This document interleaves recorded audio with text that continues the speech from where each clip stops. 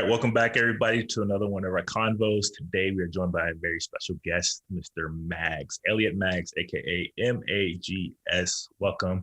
Thank you for joining us. With me, as always, is my co-host, Mr. Reese Walker. Say what up.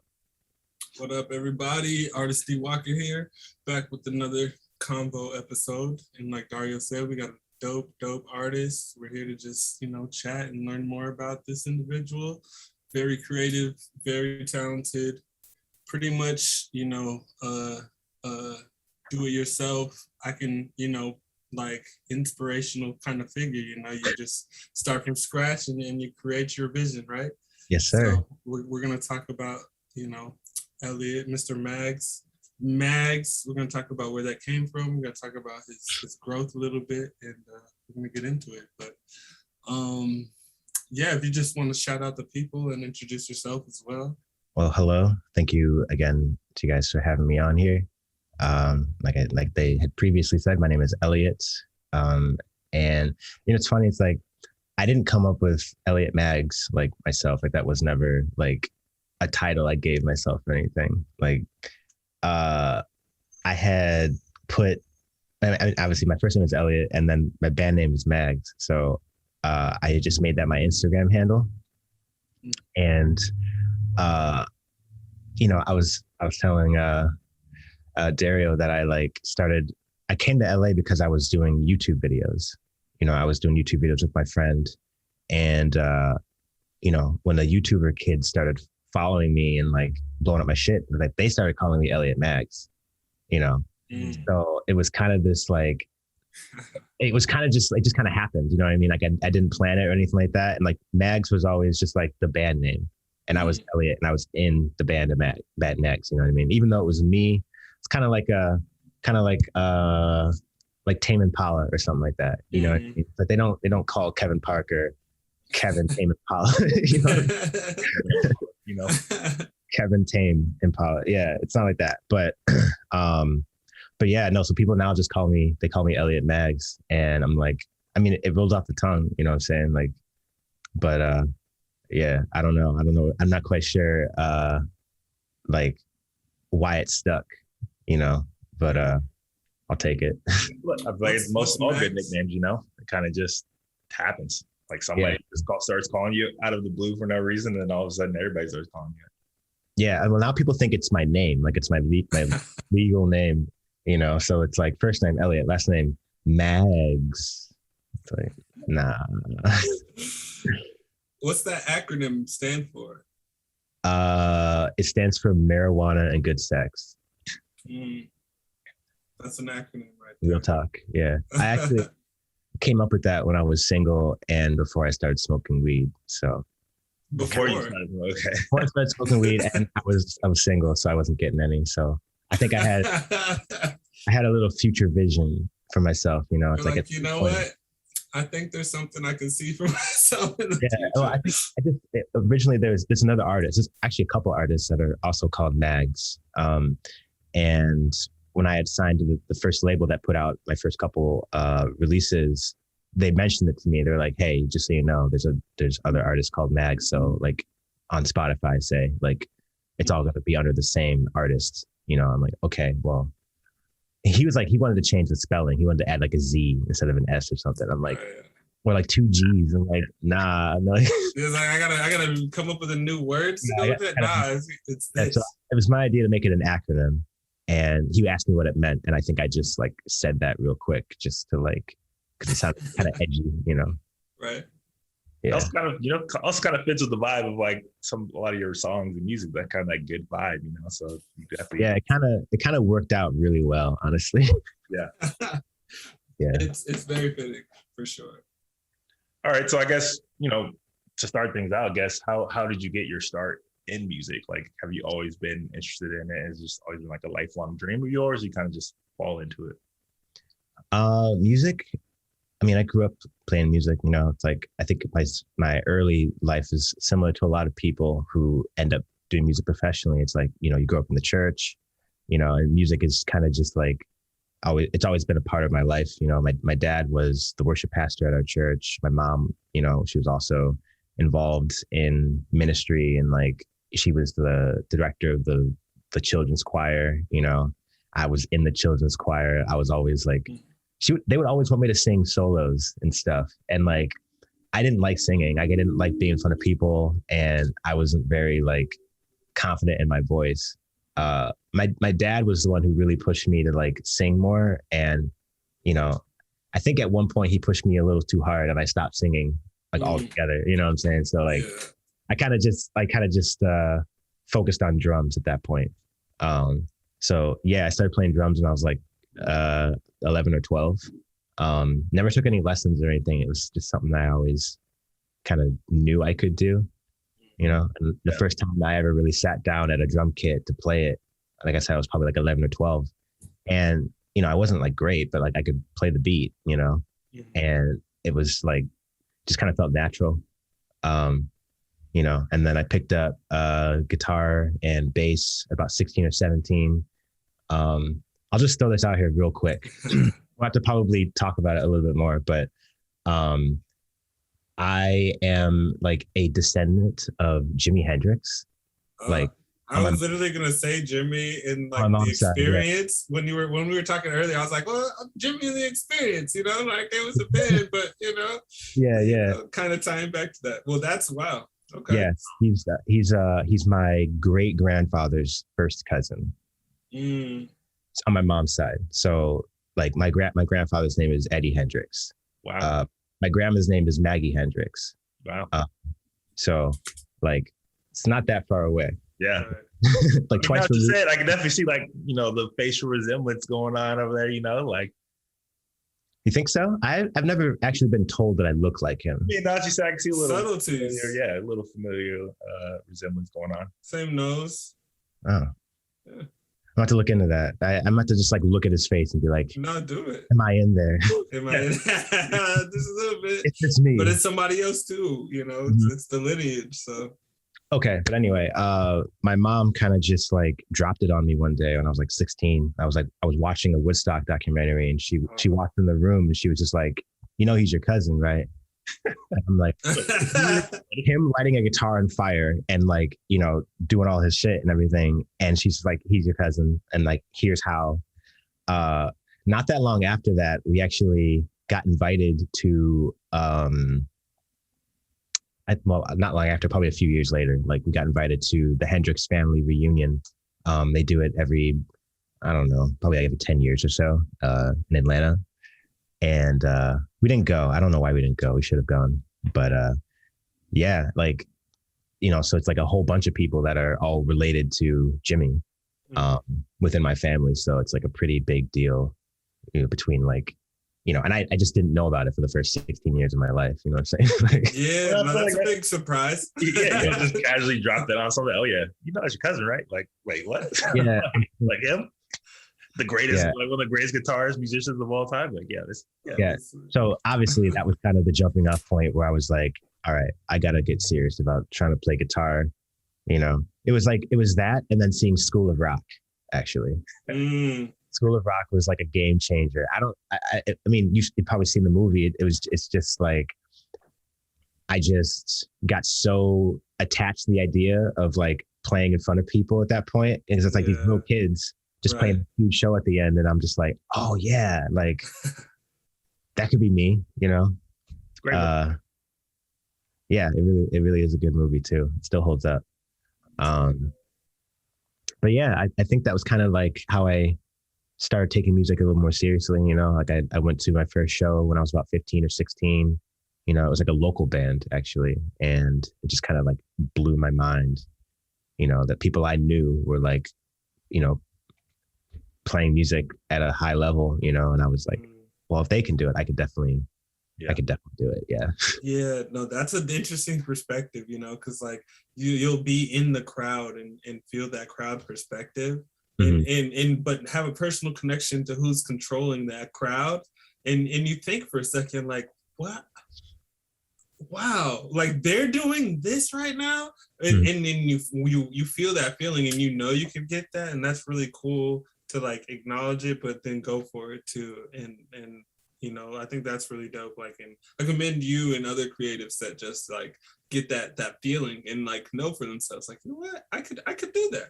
Yeah. Do that. I think it was something I had been really wanting for a long time. Because I remember I begged my parents for a drum set. I begged my parents for like a PA system so I could, we could put up the mics and everything. And, those were the two things that I needed in order to kind of get started and like playing in a band, you know what I mean? And I had to kind of do all the other work myself, like finding the people. Like my sister was actually like my first guitarist, my older sister. I kind of like made her be in my band, and then just some like kids from church, So yeah, I mean, I've kind of, that was kind of the world that I started in, was playing in bands and, playing locally. And, I was also like super interested in recording from a pretty young age. We would do the thing where we'd like, so I'm sorry, I'm kind of bouncing all over the place, but I was also homeschooled. So I was just at home all the time, really, and it was me and I have an older sister, a younger sister, and a younger brother. And they were basically my best and only friends for most of my younger years. But we would be like, playing music and like trying to write those songs. And like my mom was like very musical in the way she would teach us.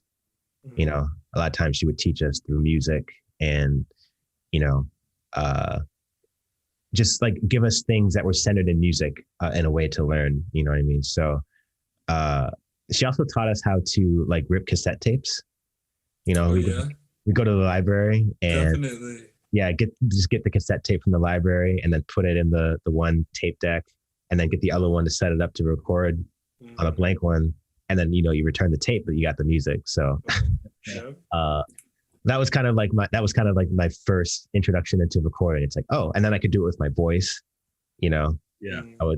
I'd sit there with my siblings and we would like reenact like movies, like have quotable, we would do like VeggieTales, we'd like quote VeggieTales together and like record it. That was like a really like, that was something I really liked doing, and that translated over as I got older into like, okay, well maybe I can record my drums and then record the bass and the guitar, and just kind of try and figure it out. So I was at home almost all the time. So it was either at home or at church. And at church, it's like we're doing music. At home, we're doing music. It's just kind of an endless cycle. So you kind of had like your own little school of rock going on, in the house. You could say that. Yeah, it's exactly what it was. That's crazy. So you never did like marching band or anything like that in school? No. Oh, because you didn't go to public school. I didn't even go to public school. Yeah. So homeschooled all the way through high school. How'd you end up getting with like bands at an early age? Like meeting other music heads when you're like in your house, like home. Yeah. Honestly, I kind of broke into everything a little bit late. Like everybody that was in the scene had either kind of come up in school together or knew each other from whatever. I don't really know, And also it's like, I'm growing up in like a white suburb, you know what I mean? I'm going to a white church, a white Pentecostal church, and most of the people I'm interacting with are white, you know what I mean? So I grew up in Colorado. I know what that's like. You know what it's like. Yeah. So there's a lot of this kind of like feeling a bit displaced, and like wanting to impress people and like not wanting to feel like different. So like I was kind of like, just within the different groups of people at my church, like people my age, then it wasn't until I was like 18 or so, I tried to go to college for music and, ended up dropping out. But I met a lot of people who were like adjacent to the music scene at that school. It was like an arts and music college, like a private school, and it was like really expensive. And I was like, I can learn all this stuff on YouTube. Like I don't need I don't need to be here to like learn what a compressor does. You know what I mean? But yeah, I was in my own band when I went into college, and then I met people at the college who also were in bands in the scene, and I would go to their shows and meet more people. And it's kind of just this like, kind of a long con of like networking and meeting people until I was starting bands with people I had met through, it's kind of this long thing. Right. Yeah. So eventually I made enough friends to where like, people started hitting me up to be in their bands, or I would like fill in for shows or something like that. You know what I mean? Yeah.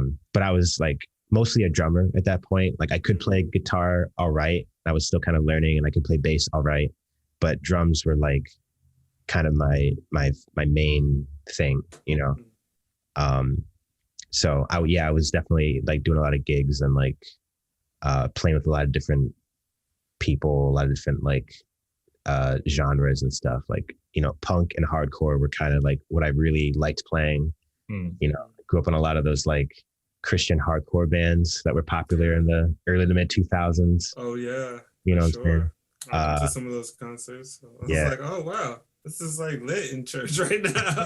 Those are some of my earliest memories, honestly, was going to those shows and like, again, just being like, yeah, like I can literally do this. Like I could see myself like right there.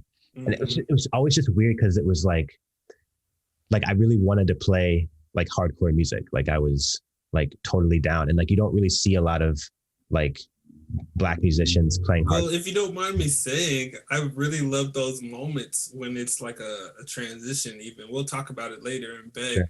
But the bridge on that is crazy.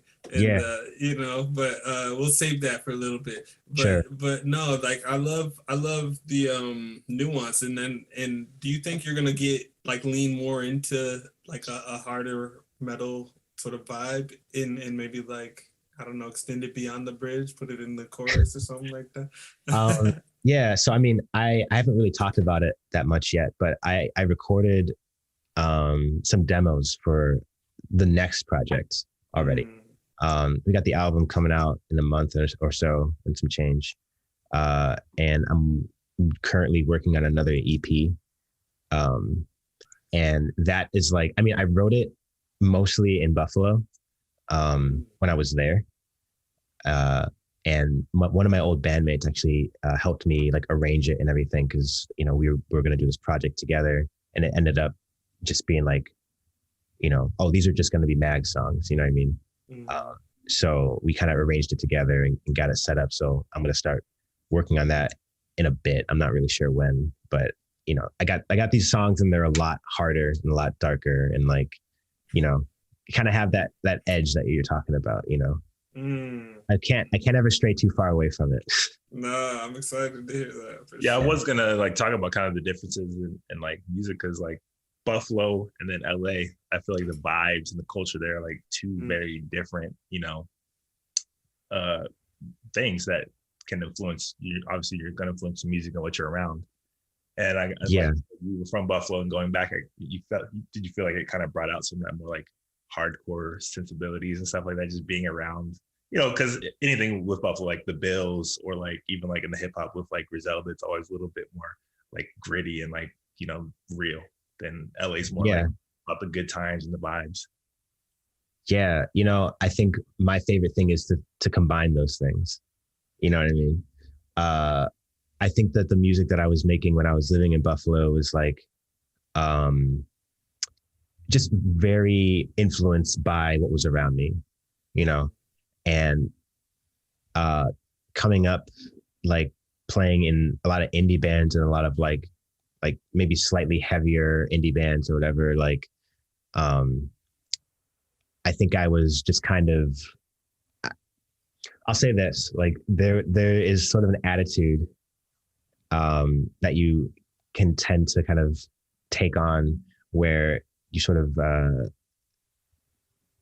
I don't know, like you're not as interested in like pop music, or like you think, oh, pop music is trash because, it's mainstream and everybody likes it. And you have this like kind of anti-conformist mentality. It's like, I think a lot of like DIY sceners have had that, I definitely had that. And I was like, like I'm not going to be influenced by hip hop. I'm not going to be influenced by, I don't listen to the radio at all. You know what I mean?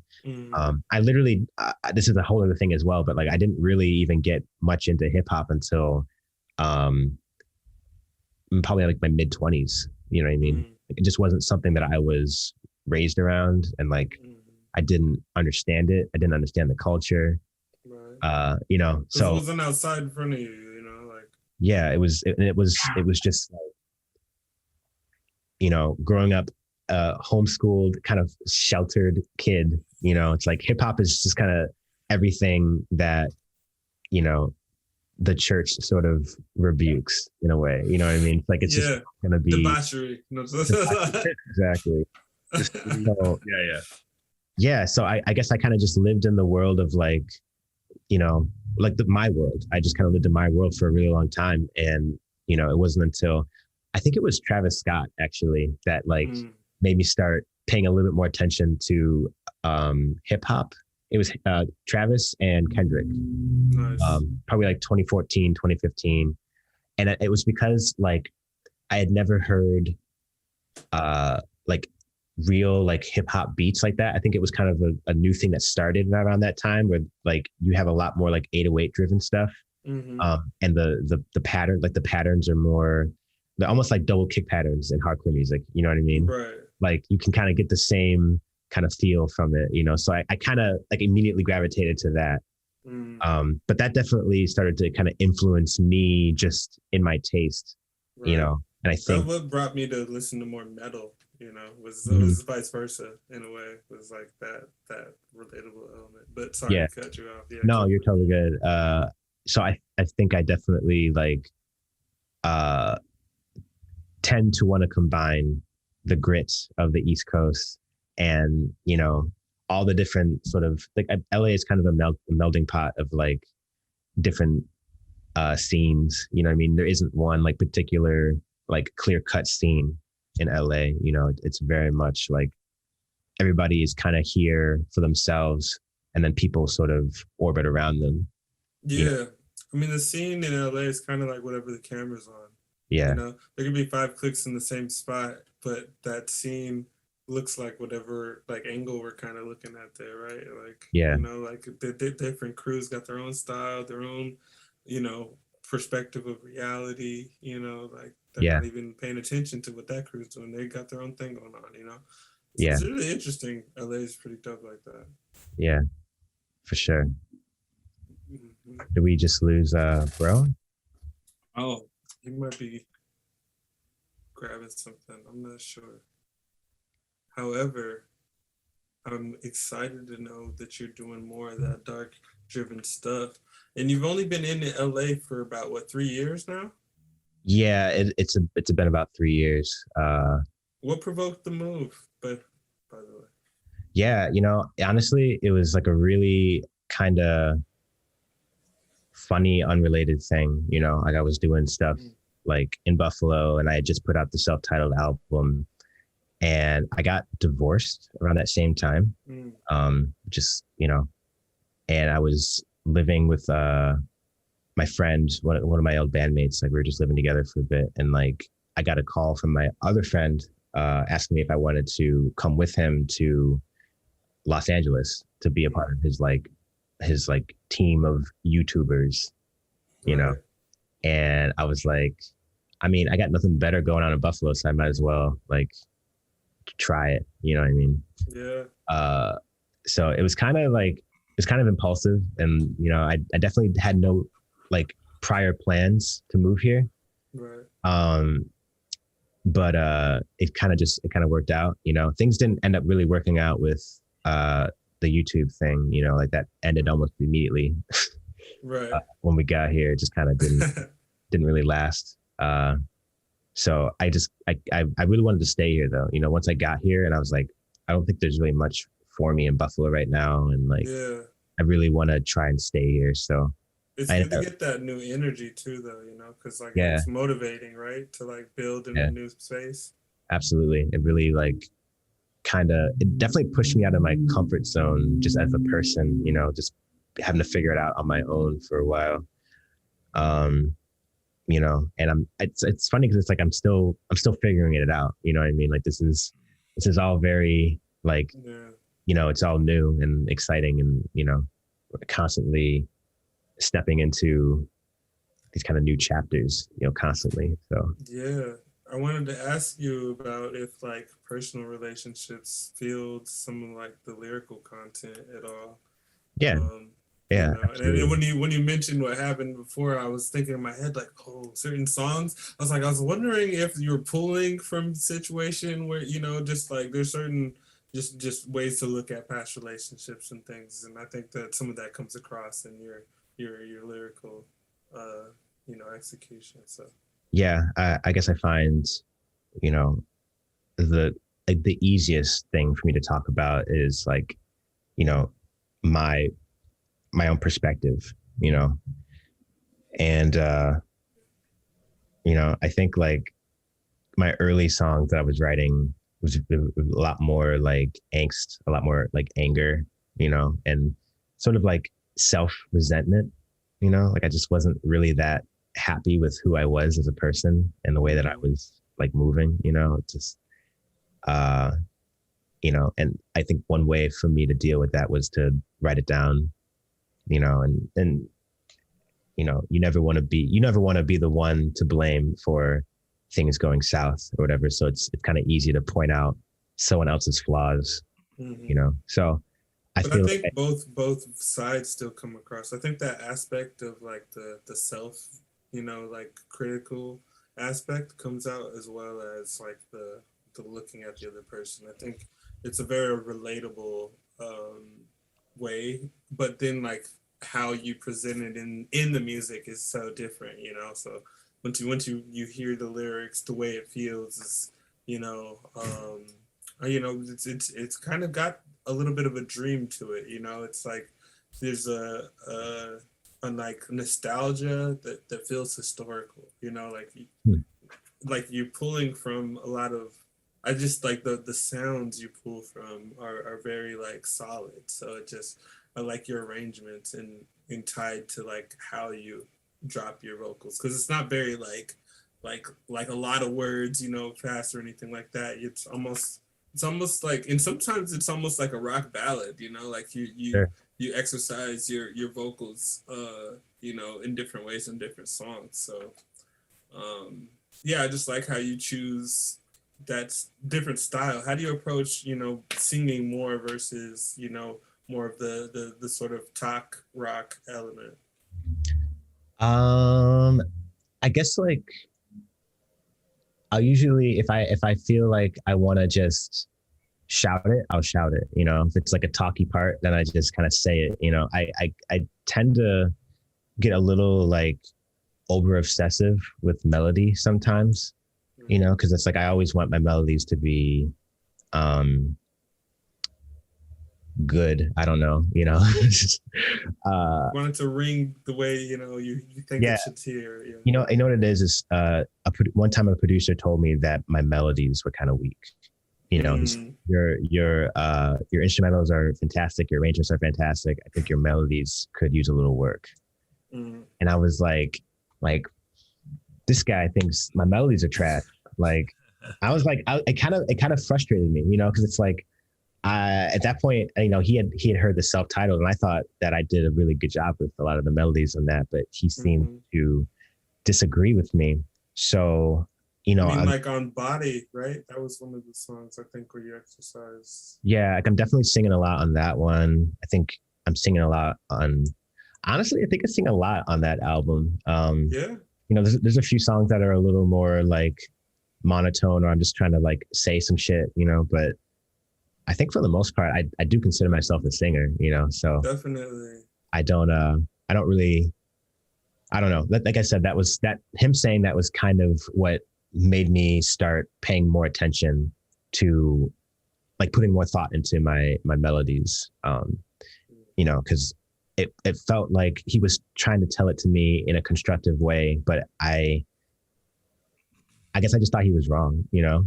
But just to prove him wrong and to like kind of double down on it, I started paying way more attention.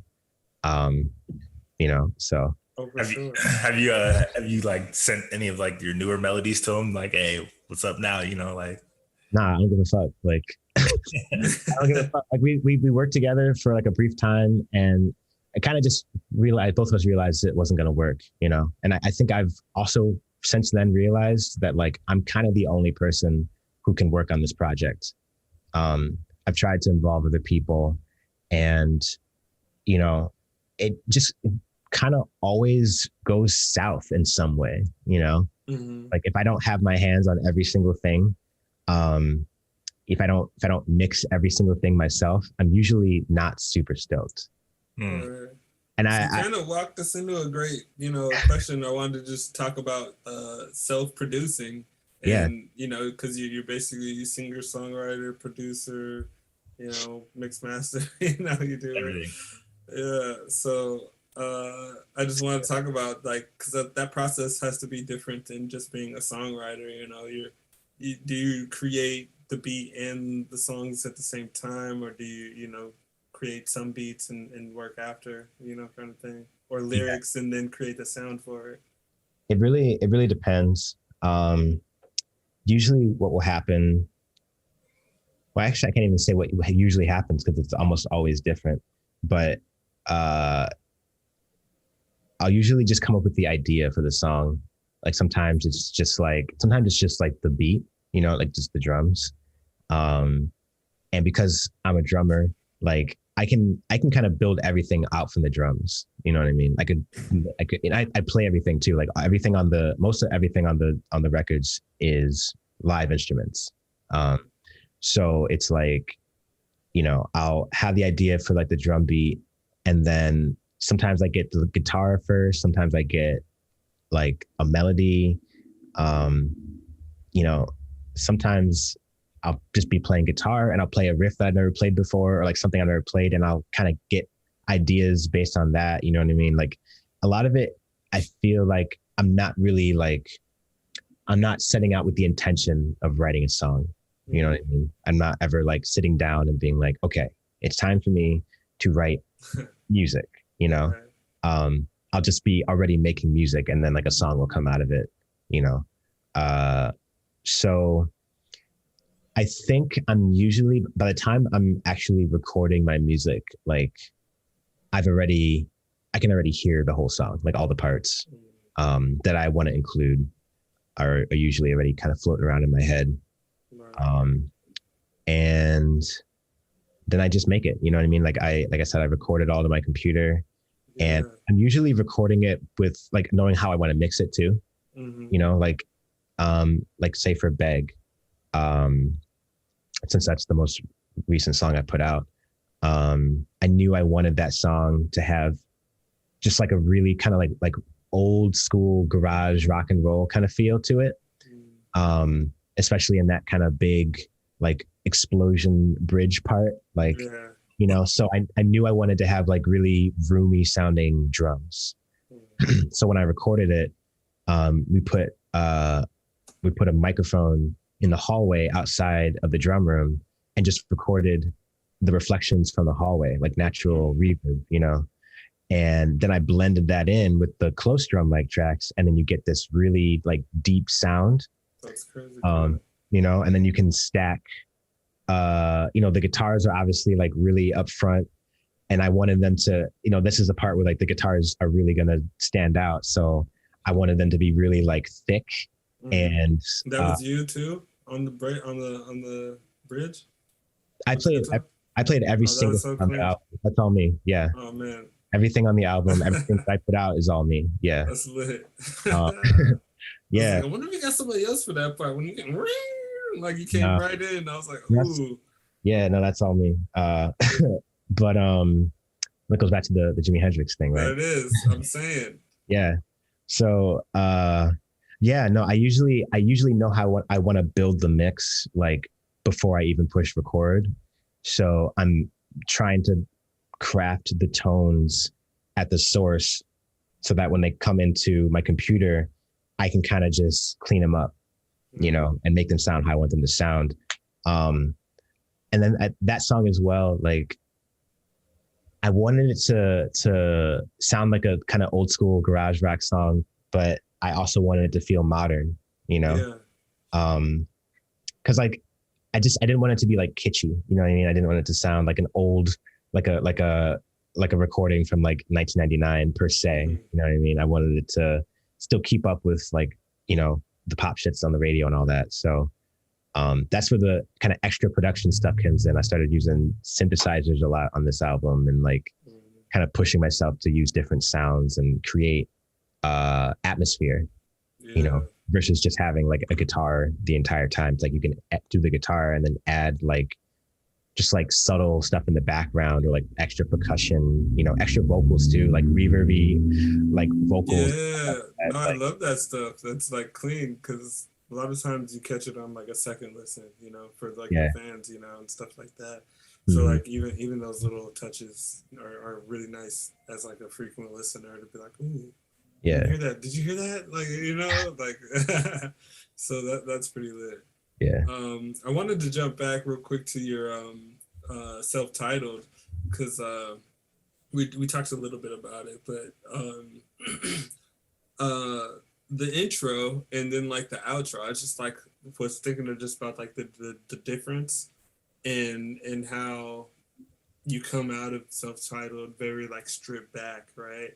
And like it's almost like quintessential like garage, like like the acoustic sound, like almost it feels like the reverb's completely natural, like everything sounds very raw and uncut about that. So I wanted to like ask you about what's that called, High Tops, I believe? That song was recorded in a living room with one microphone. So there it was.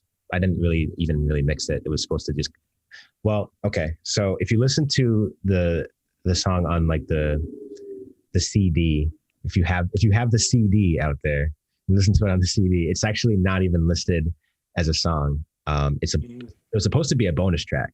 Well, hidden track. Yeah, it was supposed to fade out of the last song, and then a few seconds, or I wanted it to be like 2 minutes, and you have to actually skip ahead to find it, but streaming kind of ruined it. So we put it like 10 seconds after the last song ends.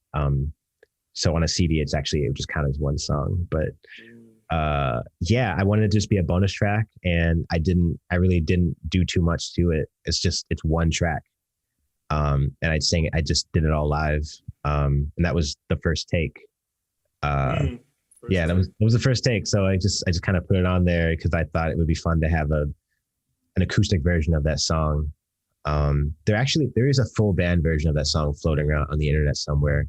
Maybe on SoundCloud or something like that. But I don't know, that one kind of has done numbers. I'm like surprised. It's like it's a vibe. It seems to be people's favorite, and it was just such a put that one on there too. Like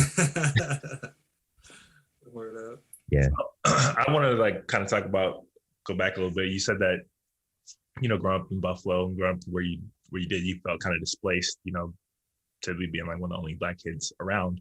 I guess like your genre right now, like indie rock, there aren't like a ton of like Black artists in indie rock that are doing it like at a really high level. But I do feel like it's becoming like more of a wave, like more you see a lot of younger kids and like a lot of younger artists getting into different genres outside of like hip hop and soul and R&B and whatnot. And do you like notice that trend happening in the genre and like the music scenes that you like popping up to? Yeah, I was actually just talking about this yesterday, and me and my girl talk about it kind of all the time because like, I think right now is like the best time for all this stuff to be happening for me. You know what I mean? Like, because I've been doing this project for 7 years. And there was even a point where I was writing this album where I was like guitar music is dead. You know what I mean? Like, I don't know if this is even going to hit. Like, I don't know if people are even interested in like rock music at this point. You know what I mean? Right. But I think, I'm not really like a very easily influenced person. So like, regardless of what's like popular, I'm still going to kind of just do what I feel I want to do. And so I made the album I wanted to make, and it just so happens that a lot of other indie Black artists are starting to kind of rise to the surface. And what actually, this is kind of my take on it actually, was around the time when they killed George Floyd. They started, I think Black Lives Matter had like a little bit of a resurgence, and people I think particularly like white people started to like post about like, hey, is there any like Black indie music out there? Like I'm trying to find more Black artists to listen to, you know? Yeah. So, because at the time it's like I was literally one of the only like Black indie artists like around. Like people started sharing my shit like crazy. Yeah. You know what I mean? I started getting tagged in all kinds of shit. And you know, there was a couple other artists I think who maybe benefited from that time. You know what I mean? That were able to kind of have a spotlight on them. Yeah. You know, for a time, because like I said, people were starting to tap in a little bit more. So, but it's definitely a wave, and I think this would have happened regardless. You know, I just think now is the right time because people are paying attention, and you know, even outside of Black music, it's like rock music is about to have a resurgence as well. Yeah, you know, and sorry, it's a fire truck. But yeah, there's about to be a huge resurgence of rock music, and you see that with like Olivia Rodrigo, especially. You know what I mean? Like, oh yeah, what a phenomenon! Yeah, she's one of the most popular artists right now, and like she's kind of doing like a proto Avril Lavigne, like Paramore type thing. She's you know? the underground of pop, and it's weird. Well, not underground. I mean, she's just like she's the one. She's the up and comer, yeah. Like so, what Billie Eilish had a couple years ago. She's kind of got that new slot. Yeah. So I mean, I listened to her album not that long ago, and like, you know, I'm mostly interested in listening to albums these days for production. You know what I mean? Mm-hmm. I can kind of take or leave a lot of the songs, but the production was like blew my mind, honestly. Like I was really impressed. But she had a really good producer on that album. You know what I mean? So I think that was a lot of why those songs hit so much. You know what I mean? Yeah. That's my personal opinion though. But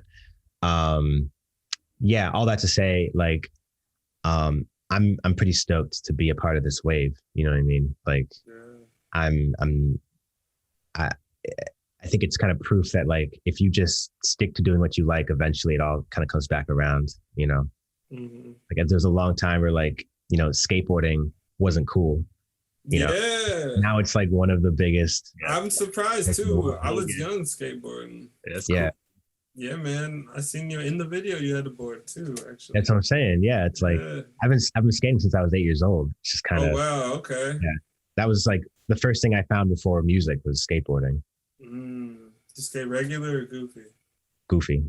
Oh, okay, light or heavy? Light or heavy? Oh, yeah. I skate I skate a big board. The one I have right now is an 875. Oh really? Yeah. Okay. Big board. Nice.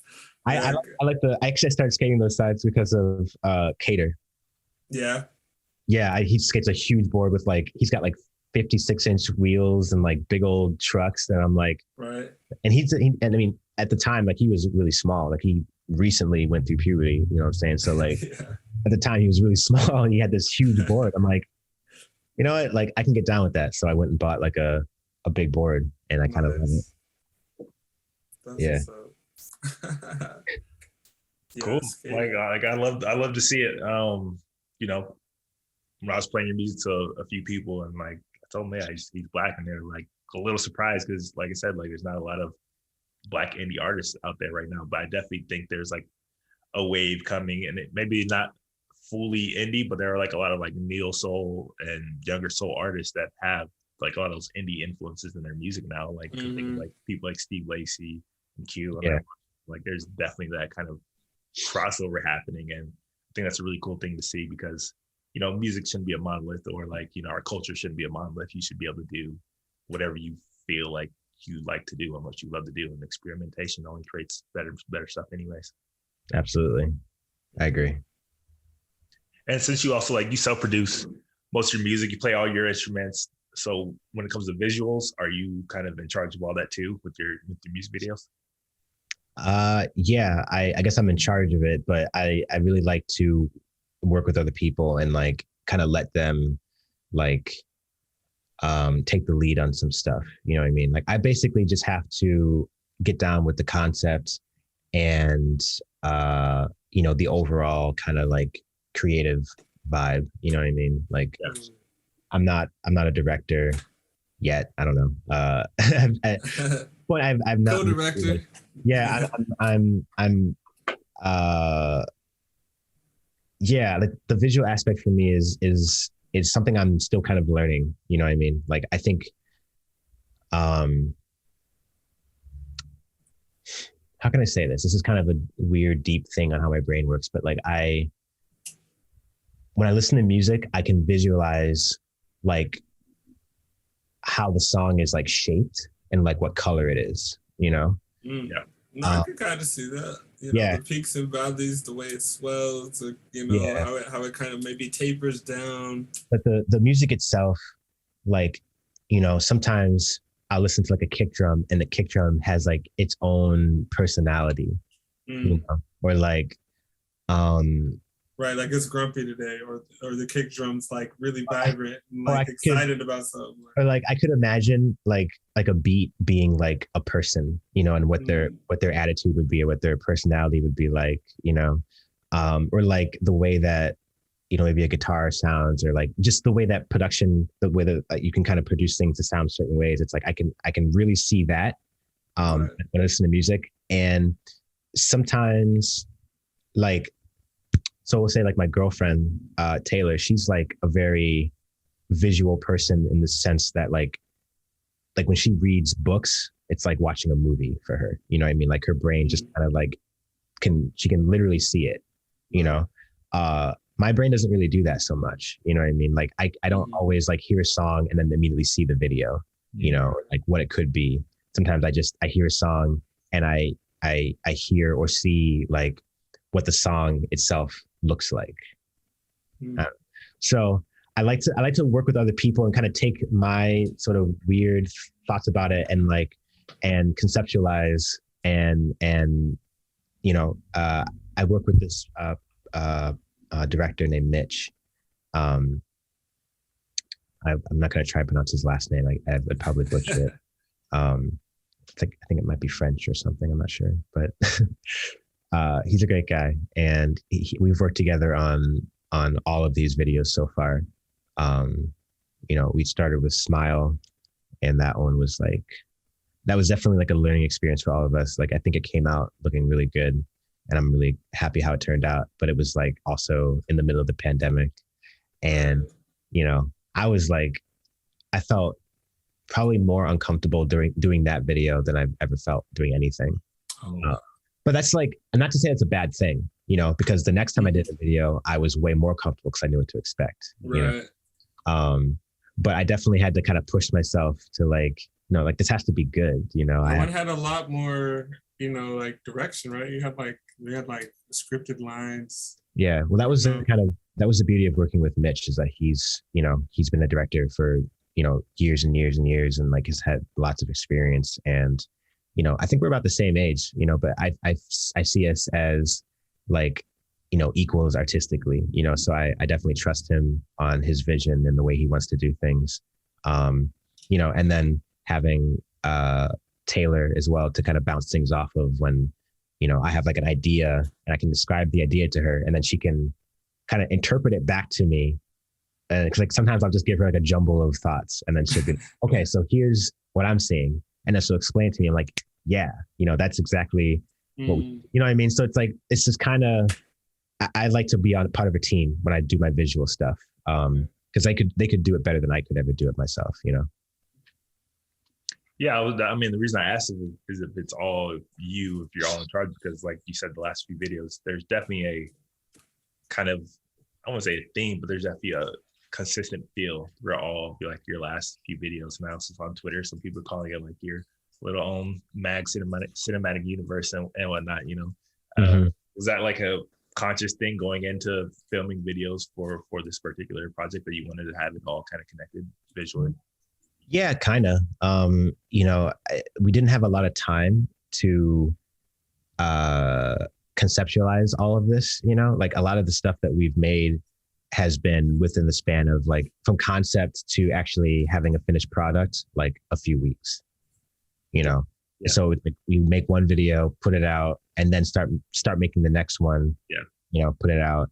You know, even right now, we're working on a video, you know, and we're supposed to, get approval for it this weekend, and we're still kind of figuring out what we want to do, you know, but that's just kind of, I mean, I guess that's just kind of how I like to do things. You know, I could probably be a little more organized, a little, you know, a little more thought out with certain things. That would probably make my manager a little more happy, but it is what it is. And, you know, it usually turns out fine. So I'm not even tripping that hard.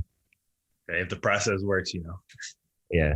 We'll, you know, work out the kinks for next time. But for now, it's like it's working. So why fuck with it? Right. All right. Well, the finished product. I mean, big reason why we're here talking right now is because you did just drop M.A.G.S, the video to M.A.G.S last week, and you know we wanted to play it here on this for everybody to watch, and then maybe we could talk a little bit about it afterwards.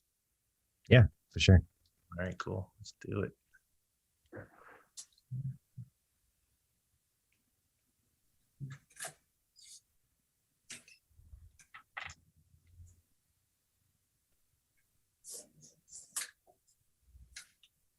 Here it is, M.A.G.S, Beg, dropped last week. Looking up at the sky, I won't lie and tell you I can see the silver lining. 'Cause the chances are we're too far to turn around and rewrite all your history. Please don't let this be the last time that we shake hands, color all your feelings red. Is it all in my head? Did you hear what I said? Did you hear what I said? Oh, what did you say? What did you say? You asked too many questions, recorded all the reasons, yeah, and now you're trying to make me, you're gonna make me, you're gonna make me beg, yeah. I won't, you can't make me say it back. You said don't go, you can't make me say it back. You turned yourself into a tree, bore your roots into me, and I was torn apart. It's not like I really matter. I've been waiting patiently. She said, boy, you better grow up, yeah. And you are all I see. I'm sure I'll fall with my hands in front of. And now you're trying to make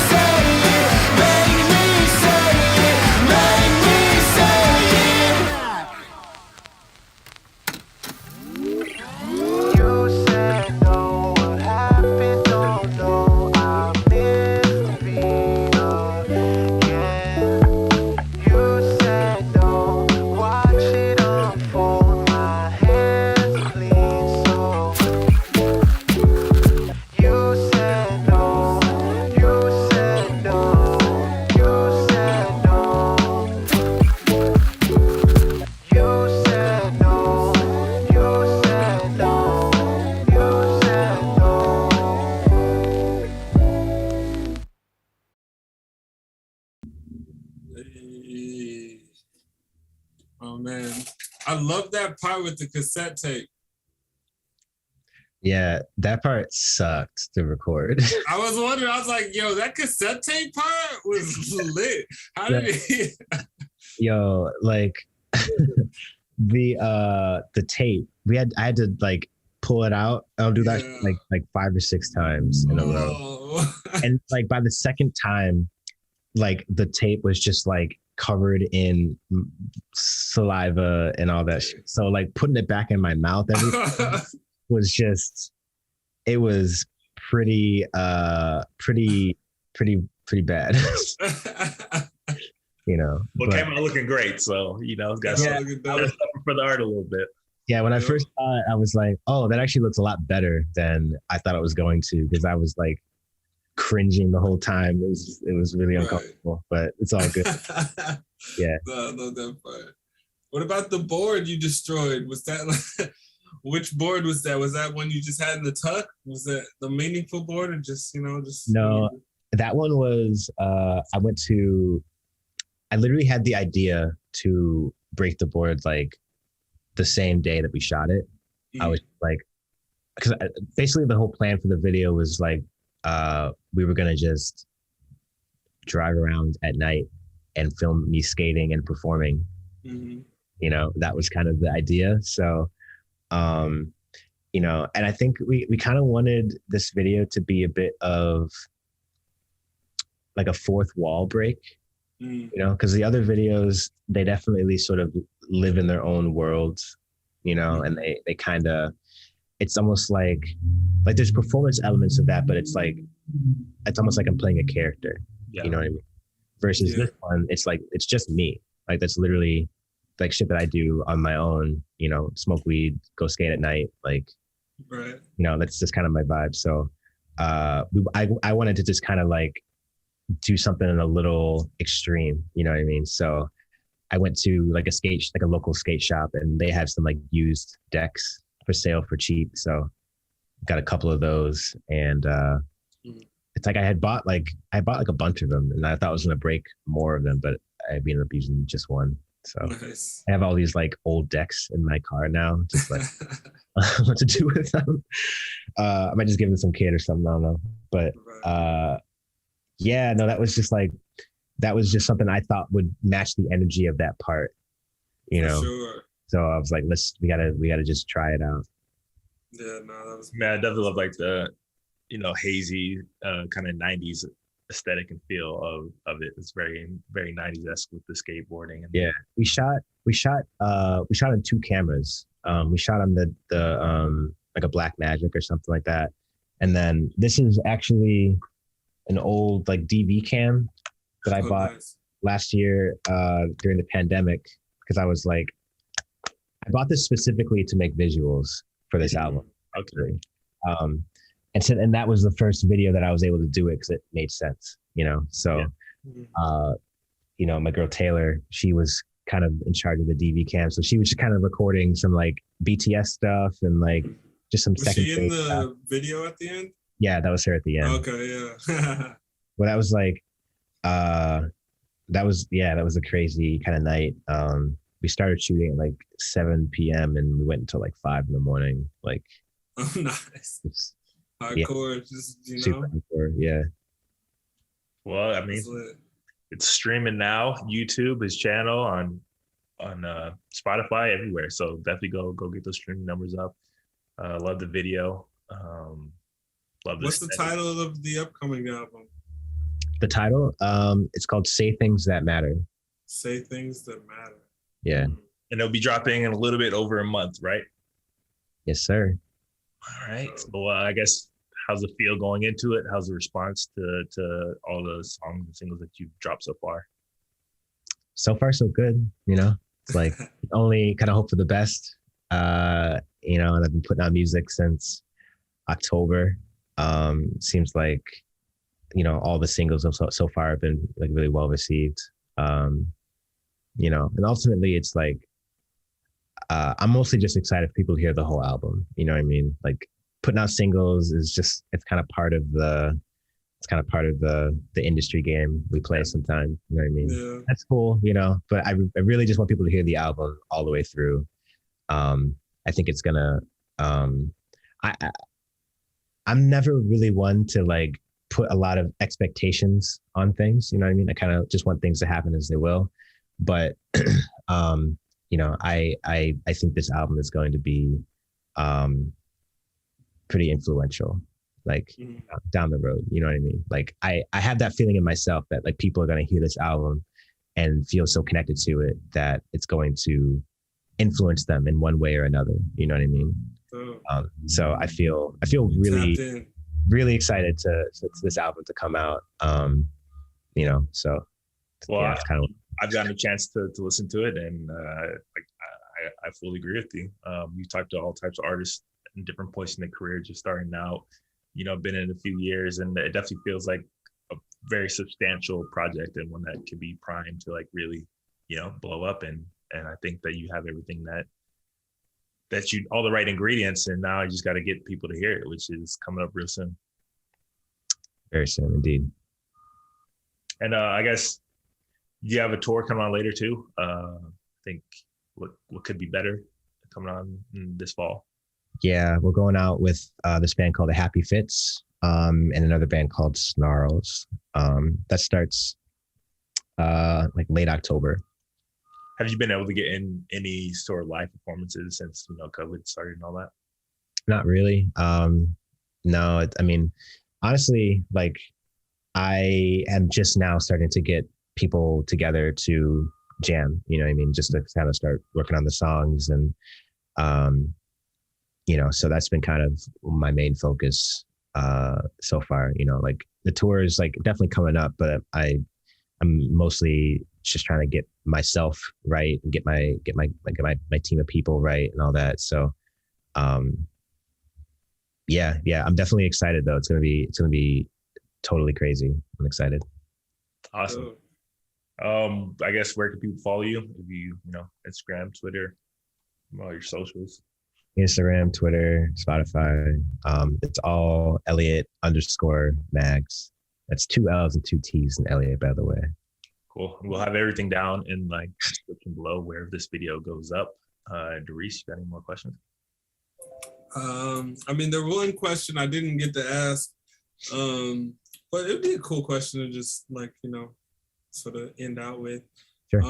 What was it like, you know, getting your first like sync or like placement with like a TV or / movie show, you know, like how did that feel, having that sort of placement? You know, it was interesting because the show that they got placed on, I had never heard of, you know. The first one that like, I guess I got that like was significant was on the show called Shameless. And people started like following me because they heard my song on the show. Like I heard you on Shameless. So I went and watched that episode. It was season 6, episode 9. And like, it's like a really important part in the series. Like, you know, I'm not going to spoil it for anybody if they hadn't seen it, but it's like a really important part of the show. So like, you know, my song's playing in the background.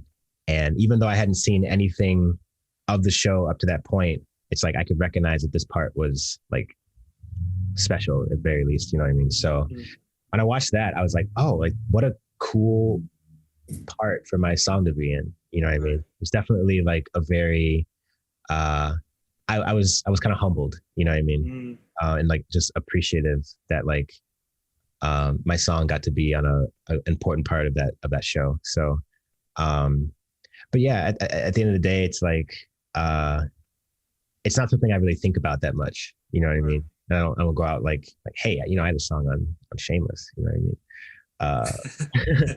But yeah, you know, I'm assuming, you know, down the road there will be more placements and more stuff that happens like that. But the first time it was a very cool, very humbling experience. Awesome. Yeah. All right. Well, thank you for joining us once again, and looking forward to the album. And I believe we have something planned for the album, a possible listening party coming up to around the time of it. So we're Right on. looking forward to, talking to you again and being able to talk about the album as a whole. Very cool. Looking forward to it as well. Definitely. Mags, period after every letter. M.A.G.S.